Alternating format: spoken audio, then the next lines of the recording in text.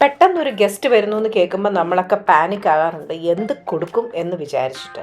അതിനുവേണ്ടി നമ്മൾ ഒരു ഈസി സ്പ്രിംഗ് റോൾ റെസിപ്പിയാണ് ഞാനിവിടെ പറയുന്നത്, അതും ചിക്കൻ സ്പ്രിംഗ് റോൾ റെസിപ്പി.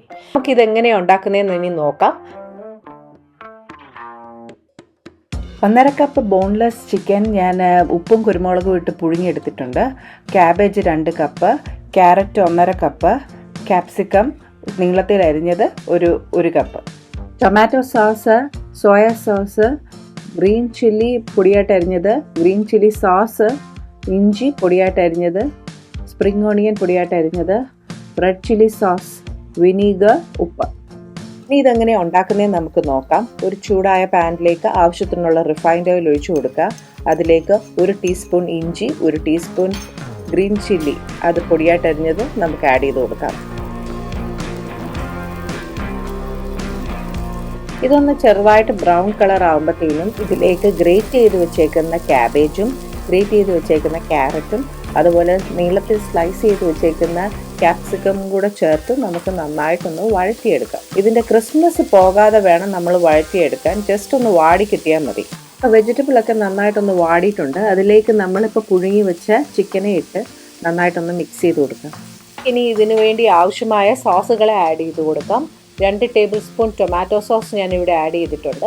അതിൻ്റെ കൂട്ടത്തിൽ 1 table spoon red chilli sauce, ഒരു 3-4 table spoon soya sauce, 1 table spoon green chilli sauce, ഒരു 2 table spoon vinegar, salt, spring onion അവസാനം നമ്മളൊന്ന് തൂക്കി കൊടുക്കാം. ഇതെല്ലാം കൂടെ ചേർത്ത് നന്നായിട്ട് നമ്മളൊന്ന് മിക്സ് ചെയ്യാം. ഉപ്പ് ചെക്ക് ചെയ്തിട്ട് മാത്രം ഇടാവുള്ളൂ, കാരണം ഈ സോസുകളിലെല്ലാം ആവശ്യത്തിന് ഉപ്പുണ്ട്.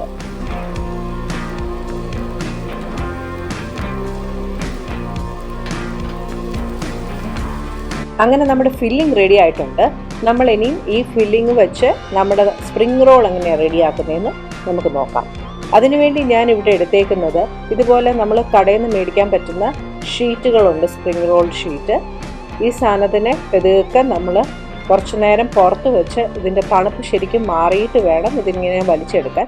ഇനി നമ്മൾ ഇതിൻ്റെ അകത്ത് നമ്മുടെ ഏകദേശം ഒരു 1/4 ഭാഗത്തിൽ വേണം നമ്മൾ ഈ ഫില്ലിംഗ് വെക്കാൻ. അത് കഴിഞ്ഞ് ഞാൻ ഈ ഫോൾഡ് ചെയ്തേക്കുന്ന പോലെ പതുക്കെ 2 സൈഡിൽ നിന്നും നമ്മൾ നല്ല മുറുക്ക വേണം, നല്ല ടൈറ്റായിട്ട് നമ്മളിങ്ങനെ ഫോൾഡ് ചെയ്തെടുക്കുക. ലാസ്റ്റിൽ ഞാനിവിടെ ഒരു സ്ലറി ഉണ്ടാക്കിയിട്ടുണ്ട്.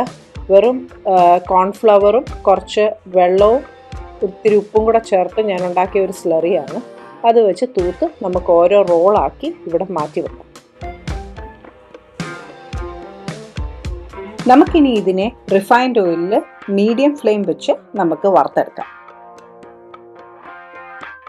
നമ്മുടെ ക്രിസ്പി സ്പ്രിംഗ് റോൾ എല്ലാം റെഡി ആയിട്ടുണ്ട്. ഇനി ഇതുപോലത്തെ ഒരു സിമ്പിൾ റെസിപ്പിയുമായി ഉടൻ കാണാം. Bye for now.